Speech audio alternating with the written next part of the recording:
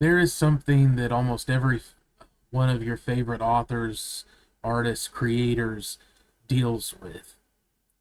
And it's also the reason that you will find yourself staring at a blank page and convince yourself that your idea is not worth writing down. You've probably heard the term imposter syndrome. It's a pervasive feeling that you are a fraud, that even if people tell you you're talented, you're not.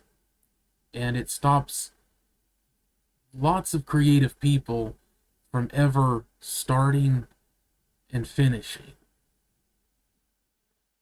But it goes even further than that, and this is where most people are aware of the term from, which is that there is an assumption that if you push through, you finish your book, your painting, whatever it is, you find success, that goes away. The problem is that for a lot of people, it never does. Why do our brains actively try to sabotage us before and after we find success? Why do we feel like fakes even when we have evidence that we aren't? This video, I want to go into that a bit, and then I'm also going to give you a couple of pieces of advice that I found have worked for me. Things that can help you finally start or finish your projects. My name is Ryan, and after a couple of years of experimenting, making mistakes, trying to figure out how to use AI as part of my writing process, I was able to overcome the roadblocks that were preventing me from finishing anything, and I've been able to self-publish 5 novels. My mission on this channel is to help writers who feel stuck finally get started or finish using AI as a creative partner, not a shortcut. If you've always wanted to write, or you've started projects and never finished them, you're in the right place. Just looking at my notes here. Before we can get into the imposter syndrome effect on those who have found success, we need to go into how it affects the majority of us, which is paralysis. For most of us, it isn't a feeling of being fake after you make it. It's a weight that stops you from even trying. Or you get to a certain point and you can't keep going. It's that inner jerk that says, who are you to tell this story? Someone else could do it better. Even when you have friends, family, people telling you that you have a talent or you're good at something creative, deep down you don't believe them. You think they're just being nice. And you convince yourself that you can't succeed. So you protect yourself by never really committing. It's easier to fail by not trying than to try and be proven a fraud. Now, I want to ask you a question. Answer in the comments. What is the biggest lie your inner jerk tells you when you try to do something creative? Let's get it out in the open. Confront it. Tell the inner jerk to take a seat. Now we can kind of get into the traditional notion of what imposter syndrome is, which is after someone finds success, you beat it, you push through, you finish the book, you find success. Maybe you sell a few hundred copies on Amazon, or you finally get a traditional publishing deal. Or maybe you and your friends are doing an RPG live play series on YouTube, and you go from hardly anybody watching to suddenly it blows up.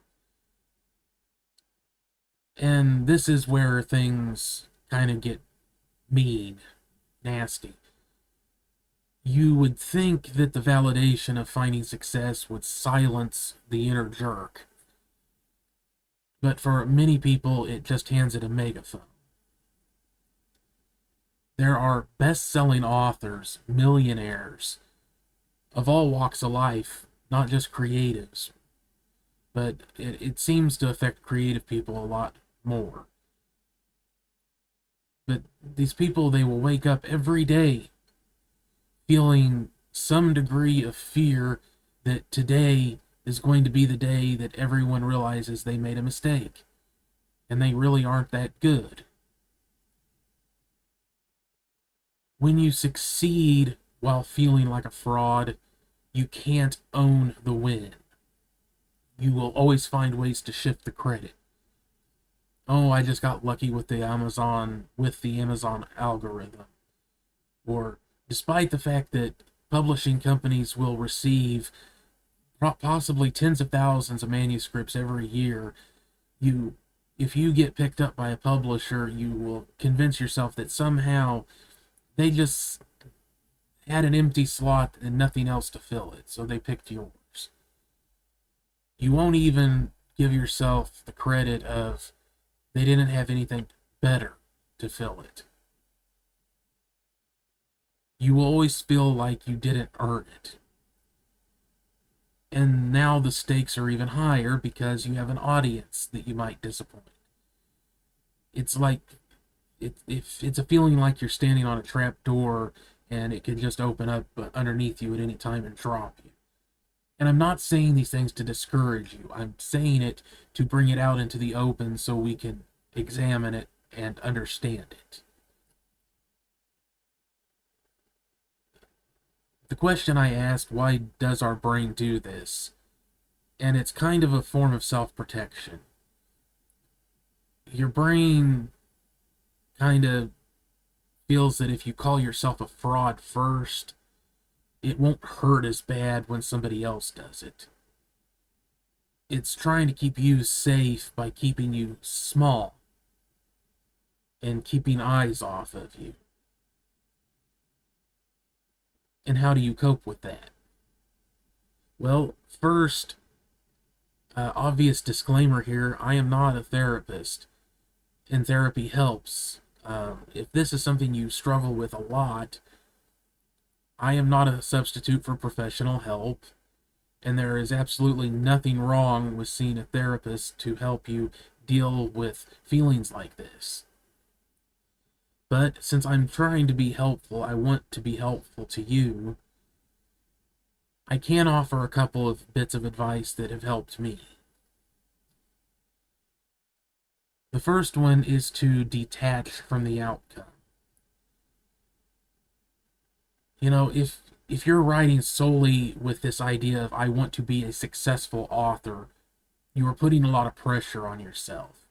If you add on top of that, I want to be a successful author that makes a bunch of money, even more pressure. And that pressure can crush you. I have found that just letting myself enjoy the process of writing has taken a lot of the fear away.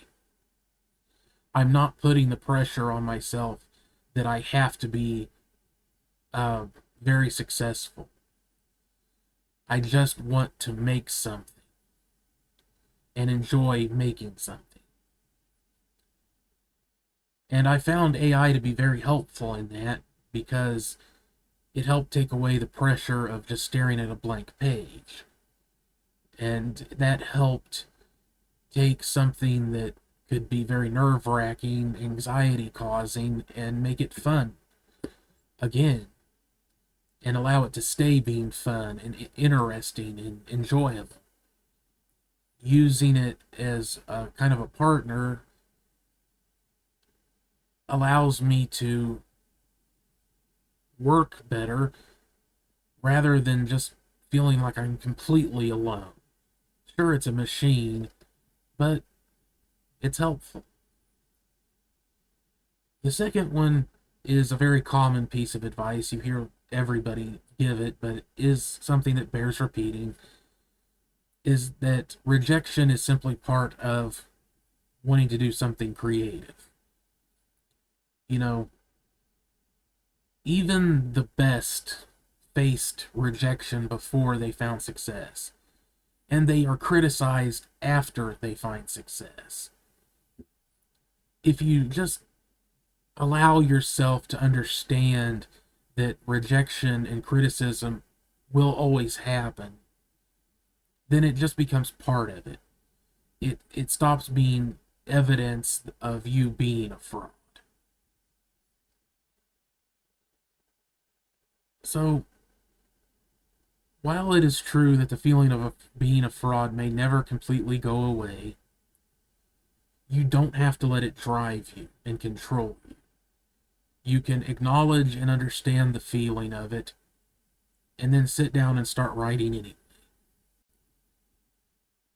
If you are tired of letting that fear stop you from finishing something or even starting, and you're interested in the idea of having a partner of sorts to help you push through your blocks, your roadblocks, I have created a workshop called the Organic Writing with AI Workshop. You can find the link in the description along with some other resources. And it's not about letting AI just do all the work for you or take away your creativity. It's about using AI to keep up your creative momentum so you can actually get started and finish. You know, don't let the inner jerk win. Just allow yourself to take a chance and create something. Thank you very much for watching. I'll see you on the next one. Later.